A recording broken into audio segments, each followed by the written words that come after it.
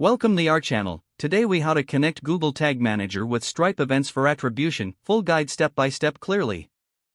Begin by logging into your Google Tag Manager account.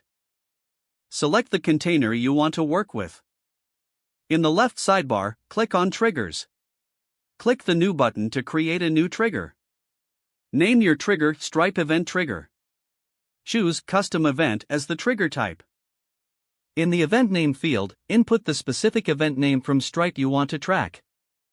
Check the box for Use regex matching if you need to match multiple events. Scroll down and select This trigger fires on to choose all custom events or configure specific conditions. Next, click on Tags in the left sidebar. Click the New button to create a new tag. Name your tag Stripe Event Tag. Choose Google Analytics, Universal. Set the track type to Event. In the category field, enter Stripe. For action, input the name of the Stripe event. You can leave the label blank or add additional information as necessary. In the Google Analytics settings dropdown, select your existing Google Analytics variable. Scroll down to the triggering section.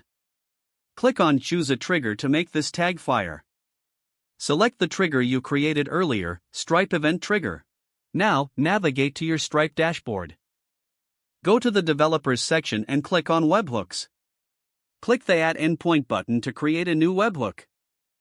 In the Endpoint URL field, enter the URL for your Google Tag Manager container.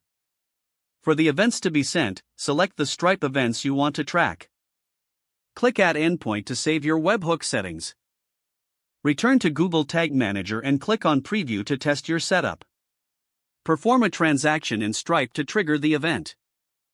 Check the Google Tag Manager debug console to see if the event has been captured. Once verified, click on Submit in Google Tag Manager to publish your changes. Congratulations, you have connected Google Tag Manager with Stripe events for proper attribution. If the page does not load, refresh the browser or try again in a private or incognito window. Make sure you are using the correct email address, then retype it carefully to avoid small typos. If your password is not accepted, use the reset option and create a new strong password you can remember. Don't forget to like this video and subscribe to our channel for more step-by-step tech guides.